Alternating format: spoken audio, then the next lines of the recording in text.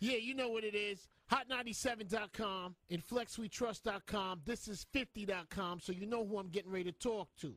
50, what's up, my brother? What's up, man? Everything is good, Flex. I'm out here, I'm working. Listen, man, so look, we just put a picture on the blog of you speaking at the UN. Yeah. Please tell me what that's about. Oh, man, it's about my SK project. I created like a energy drink. Yes. SK Energy, and going into the actual category with like philanthropy built into it. So it's like one of one. For every bottle of it that's purchased, a child is being fed, not only in Africa, but through the World Food Program, which is one of the most respected organizations that you could be connected with. They do relief in Haiti when there's an earthquake, or in Japan if there's a tsunami. It's what the government relies on to actually make sure that there's aid for different countries and different people in need. Let me tell you something. It's an amazing thing you're doing, my brother. Amazing, man. It's an amazing thing. I mean, it's been a hell of a journey for me. Like I've been able to absorb a lot of new information. I got you.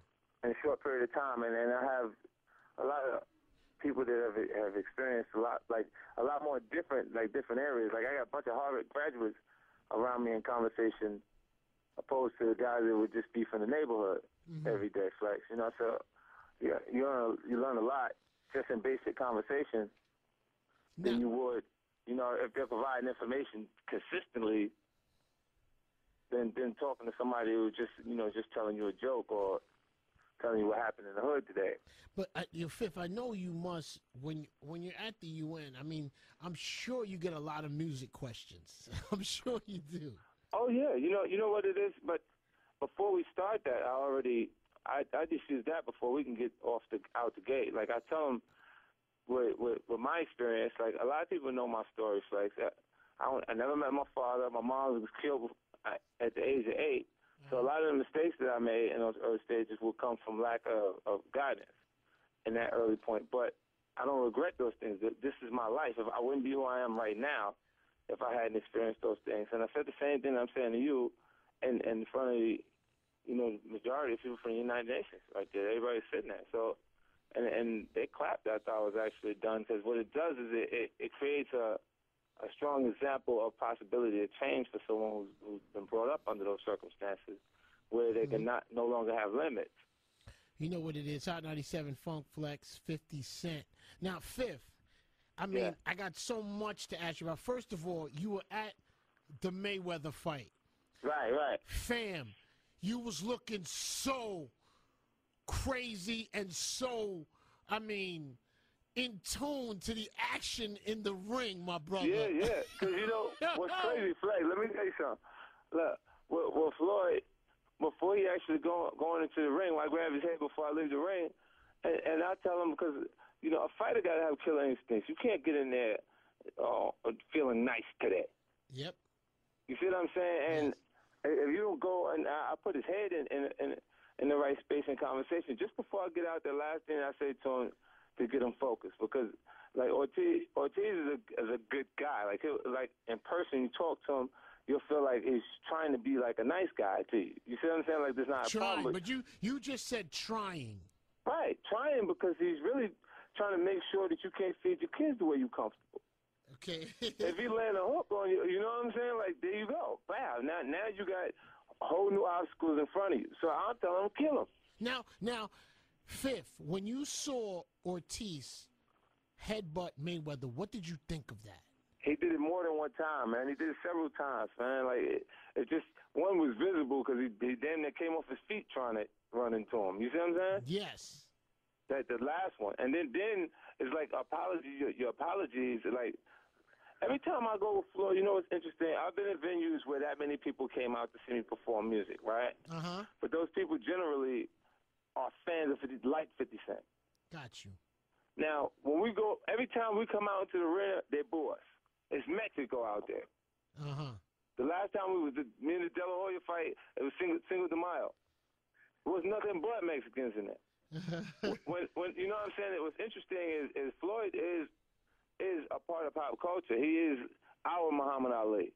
He's that guy that, you know, for right now, for this time period, that on the fighter end, it is completely in tune with everything that's going on in the culture. This is why when you look at 24/7, you'll see all kind of artists popping up just to say what's up. Fifth, let me tell you something.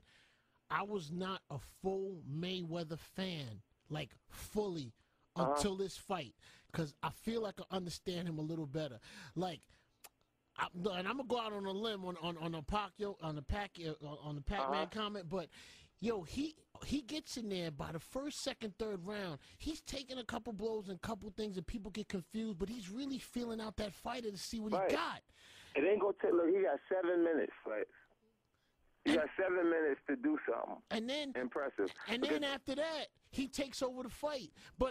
But he doesn't do it the same way every fight. It's a different tactic he uses each fight.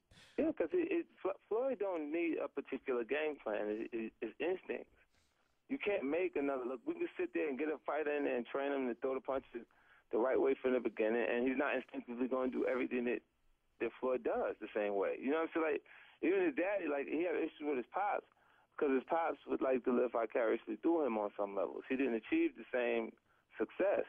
Now, what did you think, Fifth? Were you in the area when Larry Merchant and Mayweather had that run? Yeah, I'm standing right there. I'm standing right there. And then, but he never gives him a fair shot on his performance. Whoever they beat, they say, oh, he was washed up when you beat him. And then Dingo send the same person he just beat to Pacquiao. Mm-hmm. You realize everybody that they say that Floyd needs to fight next is under his previous promoter? Got you. Like, now that he's not sharing the money because he's taking 100% of the money. You see what I'm saying? Everybody that's around Floyd is an employee. They're employed to him, but the money, the check itself is cut to Floyd. And that's that. No middleman. That's it. We go straight to the bank. Now, so now I heard you heard you bet on the fight, and you made a hefty trip to the bank. I was just hearing it grapevine. Yeah, well, you know, they gonna send that W9. You know, they send that W9, so I'm gonna chill with that. But you know, so it's Hot 97 Funk Flex, Hot97.com, and FlexWeTrust.com. Now, Fifth. Now listen, I'm gonna tell you what I heard about you. I heard you was instigating this situation between Fabulous and Ray J. Okay. Yeah, now wait, Fifth. Let me give you what it is right now. I'm gonna tell you so you know what the playing field is you're dealing with. Ray J is out here saying he clocked Fab ridiculously in front of you, swung a haymaker, and left a mark on his face. Fab is saying there was nothing of the sort that happened. He was never touched. Only one of these stories can be true, Fifth. Right. And I want to know what happened. I want to know where you were. You know what happened? So look, we came back, like we came there, me and Floyd, we drove through there, and we had a bunch of people with us because we just came, like everybody stayed at the house the night after the fight. So we came down to the Palms. Brady was already staying at the Palms. So Fab and we sat on the side of the stage and we watched Jada and Styles do their joint, and because like people were just really coming in the actual show, I told his production people came to turn the lights off in the house. Who's this? Who's production people? Jada and Styles crew. I told them to turn the lights off in the house so they perform to their regular standards, because when you look at the crowd and ain't nobody moving, you don't move. Got you. You know, and I was just like, it's just stuff that I learned, you know, while I'm out on tour and on the road, because I had artists and acts that I got to watch them, make sure they're doing the best performance all the time. So I just told him that, and then he fixed it. We sat there, watched their whole show, and then we left because we knew they had to come off the stage, and that's where we was at. Gotcha. So we went to the actual hallway, and then Styles and Jada came off. We got a chance to kick it for a few minutes. They went in the dressing room. They soaking wet from the show. Then Fab crew starts to come through. Now, me and Fabulous, we just came off Australia run. I took them, it was me, Fab, and Lil' Kim on Australia run. So I would see them while we was traveling. So Fab just comes in the club now. Yeah, he just comes into to the back of the actual the dressing room. All right, now where's Ray J right at that moment? Where is he? He like standing right in front of me and Floyd. Oh, is this when he had on the red sweat hoodie? And he had flip flops on. Like he had no Wait socks a minute, on. time out. So he had on the red sweat hoodie, red shorts, red and white flip flops, with no socks on. With no socks on, and Fab comes in. Now, how do they intertwine? What happens? What do you see? See, look, Fab is looking at him like, because as soon as he comes, like Ray was like, he popped off like, more like, yo, I told you, my people weren't gonna be happy with all that. Now that's Ray J saying that to Fab. Right. How close? Hold up, Fifth. How close is he to Fab when he's saying this? Is he 2 inches from his face or 10 inches? About 5 inches. He's like 5 inches from his face? Yeah, he got pretty close to him. Wait, he's saying that. So wait. Time out, Fifth. Is there any finger pointing or body touching? What happened was he like nudged, like he like pushed him. Wait, whoa. Who pushed you? Are you saying that Ray J pushed Fab? Listen. Ray J was like, yo, like before, as the conversation was starting, like he tapped him. He was like, yo, I told you my people weren't gonna be happy with all that. Wait a minute. When you say tapped on the shoulder? Yeah, like both shoulders at the same time. He tapped both shoulders at the same time. Yo, I told you my peeps wasn't going to be happy with that. What did Fab say after that? And Fab is looking at him like he's crazy. Because he looked at me, and he was like, yo. And I'm like, because Fab was coming to say, like he said what's up to me. Like he was giving me a pound, and then right after that. Were you laughing at any point? No, I didn't get funny because, look, one of the Fab people, look. Were you instigating it? Nah, because look. I'm gonna tell you what happened. When that happened, I thought you were telling me what happened. Now you tell me. Look, Marcus, like one of the Fat Man, Marcus, right? Like he was like my role manager in the beginning. Gotcha. So Marcus is like probably about 230 right now. Gotcha. About 5'8". No, 5 foot. Yeah, about 5'8", 5'7". Listen, Fifth. No, so I start seeing him rocking back and forth, like he's getting ready to. You know what I'm saying? Do something. Yeah, so I put my finger up, and like my index finger, and I said, "No, don't do that." And he looked, and then the big security dude that Fab had with him was like, I know him, like he was one of my first security people. So it's a big dream.